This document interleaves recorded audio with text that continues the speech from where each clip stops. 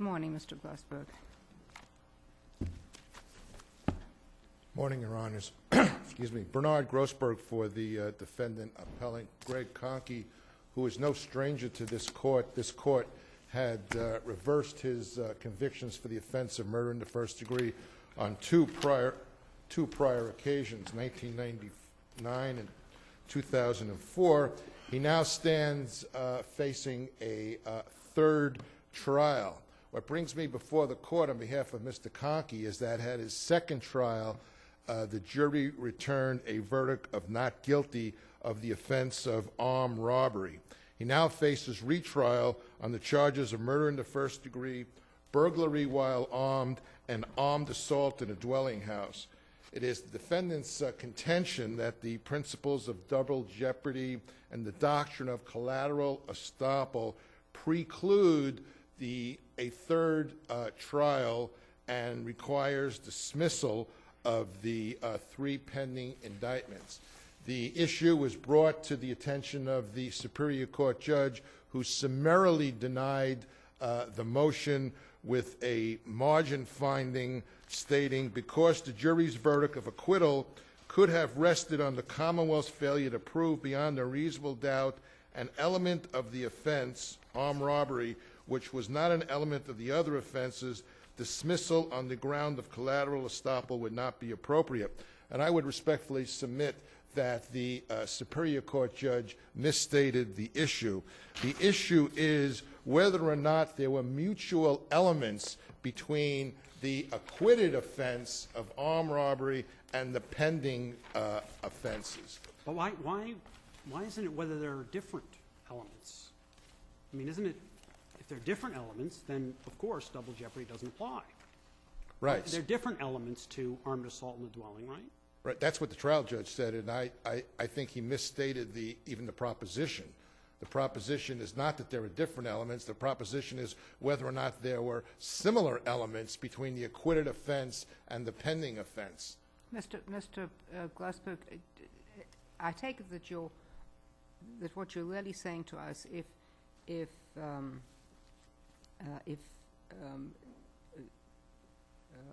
armed robbery, the elements are A, B, C, D, and if something else, the elements are A, B, C, F. If you found innocent on the A, B, C, D, you cannot be indicted, and the indictments must be dismissed on the A, B, C, F? Exactly, Your Honor. I thought our law was exactly the opposite. Yeah, it's exactly the opposite. Because we don't, well, go ahead. if you've got F, if you've got A, B, C, D, and A, B, C. Well, if you have, for example, on the armed robbery, A, B, C, and the pending charges also require A, B, C, and he's found not guilty on A, B, C, how can you, and you have the requirement that the Commonwealth must prove every element of the charged offense, how can you then allow the trial to proceed when, let's say, for the sake of argument, 3 of the essential elements have been found in favor of defendant by virtue of the acquittal? So you're saying armed robbery is a lesser included offense of armed assault in a dwelling? No. What I'm saying is that there are mutual elements between armed robbery, for which the defendant was acquitted, and the pending charges of armed burglary and armed assault in a dwelling. Yeah, but if they're different elements, double jeopardy doesn't apply. Armed burglary requires a breaking. Armed robbery requires no breaking, correct? Correct. Okay, so that one, retrial is appropriate, is it not? But if I may, even if he was found not guilty on the armed robbery, and one of the elements, for example, is the assault. Yeah. And if he's found not guilty of the assault, and the other 2 pending indictments require proof beyond a reasonable doubt of assault, how can the Commonwealth then proceed on the... Because we don't know why the jury acquitted him on the armed robbery. But that, and all due respect to what Your Honor is alleging, and I think Your Honor is arguing, and that's what the Commonwealth argues, the case law, I would submit, doesn't require a delineation of what elements the jury found on the not guilty verdict, because to do so would be to eviscerate the holdings of double jeopardy and collateral estoppel, because in a criminal trial, one never knows, other than perhaps in a murder where the jury checks off the theories, one never knows what ground the jury found the defendant not guilty. So what I'm arguing is that, and there is no cases that hold, and the Commonwealth hasn't cited cases that hold that you need a precise delineation of what elements the jury found the Commonwealth did not prove in order to proceed on double jeopardy grounds. And to do so would in effect diminish the holdings or the principle of double jeopardy. And that's the crux of what I believe the court faces, that in this situation you have a not guilty on armed robbery. What is the effect? Well, we know the elements of armed robbery. Some of those elements are similar to the pending charges, and I would submit that that is sufficient for double jeopardy grounds to preclude trial on the pending indictments. The requirement that somehow the elements be discussed or known in some regard is not mentioned in the case law. The case law speaks about mutual elements. In the instant case, it is somewhat, I would submit, easier, because we know from the question posed by the jury as to when the jewelry was supposedly taken, and the testimony was that jewelry was taken before the alleged murder, that the jury was focusing on larceny. So here we know, for example, I would submit that the jury found that there was no larceny or stealing, taking of money, and that element in itself is an element of the pending charges. But why is that an element of armed assault in the dwelling? The taking of money or jewelry? It's not. You don't have to succeed in the armed assault. While therein, one of the elements is while therein assaults another with the intent to commit a felony. But the intent? The intent to commit a felony, and here the instruction was first of all, it was agreed by the Commonwealth, and the instructions to the jury were that the only felony was larceny. And if there was no larceny, and the instruction stated that the defendant the Commonwealth would have had to proven that the defendant had the intent to commit the felony of larceny. So I would argue to you that it's similar to the requirement of intent to commit a felony, and the felony in this case necessarily had to be larceny because there were no other felonies. And that leads to the question of whether or not the acquittal on the armed robbery charge also requires application of collateral estoppel or double jeopardy to the murder charge.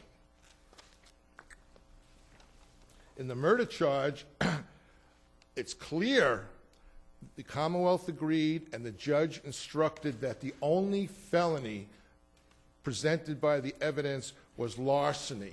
By virtue of the not guilty finding on the armed robbery charge, I would submit there is no felony because the only felony was larceny, and therefore the defendant cannot be retried on the murder charge on the theory of felony murder. There was the evidence as to the defendant's actions on both the first trial and the second trial have shown not even an inference of premeditation. And then we get to the third issue of whether or not there was any evidence of atrocity. It becomes somewhat complicated in this case because the jury verdict slip was the jury checked off felony. Two, and they left the one blank. They left blank atrocity, and I would suggest that this situation is unlike the holding of this court in Commonwealth versus Carlino, where the court held that the absence of a notation on the verdict slip does not necessarily mean a not guilty finding, because the court's the court's reasoning in Carlino was that it doesn't logically find, in that case, that the jury finding, checking off, what was it? Premeditation. Premeditation and atrocity did not include felony murder. Well, in this situation, you can clearly have premeditation and felony murder, but not necessarily or not logically also atrocity. The murder could have been premeditated. It could have been during the course of But how can we tell that? How can we distinguish this from Carlino without going into the jury's mind? Because it logically, as Your Honor reasoned in Carlino, it logically followed, given the inclusion of felony murder and premeditation and atrocity. Your Honor stated it logically follows. Here, I would suggest it's the converse, that you can't logically say because there was premeditation, because there was felony murder, that the murder itself was committed with atrocity. So that I would distinguish this case on that particular ground. Thank you, Mr. Thank you, President. Your Honors. Ms. Lilios? Good morning, Your Honors. My name is Loretta Lilios. I'm an Assistant District Attorney with Middlesex, and the defendant's argument is based on the assumption that by returning a verdict of not guilty on the armed robbery charge, the jury at the second trial necessarily must have found that he did not commit a larceny and that he did not commit an assault. Not true. They could have found, for example, that he murdered her first, and then he went looking for the jewelry and the pocketbooks. And you can't commit armed robbery of a dead person, correct? That is one of the possibilities, Your Honor, and the case law does say that we cannot divine in a general verdict situation such as this precisely what the jury did or did not find. So they may have found a situation like you described. They may have found that he took the property of Mary Lou Sale but did not take it from her immediate control. They may have found that he entered the property with the intent to steal it, but ultimately did not steal it. But we don't know precisely what they found, and that is why the defendant's assumption in this case is faulty. Even if they did find that he did not commit a larceny, that still would not preclude prosecution of the armed burglary and the armed assault in a dwelling, because a completed larceny is not an element of either of those crimes. The element of those crimes is that the defendant intend to commit a felony inside, and the jury in this case was instructed that the intended felony that they were to consider was a larceny. Now, the judge, contrary to what counsel stated this morning, the judge did not instruct them that the only felony with which there is evidence is a larceny. So theoretically, if there were sufficient evidence of another felony, the Commonwealth could, at the upcoming trial, proceed on the other felony if it were enough to have survived a required finding motion at the first trial. It could be an uncharged felony. But in any event, the Commonwealth did proceed on the larceny and should be permitted to proceed on the larceny again.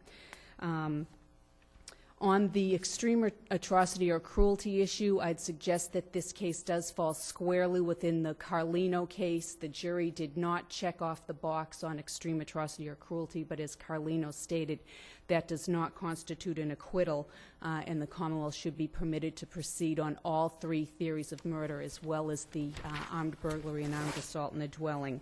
The case, as the docket sheet shows, does have a trial date of May 4th, 2009. As the docket sheet also shows, that will be approximately 4.5 years after the most recent reversal of the case. Part of that delay is attributable, as the docket shows, to the fact that Attorney Grossberg is now the third attorney since the remand to the Superior Court on the second reversal.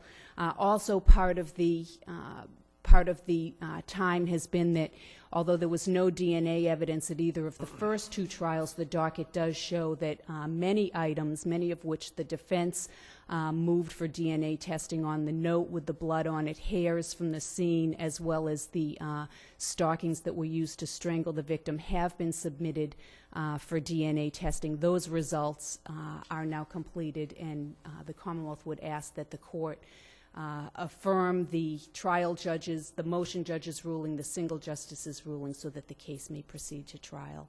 And if there are no further questions, I'll rest on the brief. Thank you, Mr. Elias. Thank you.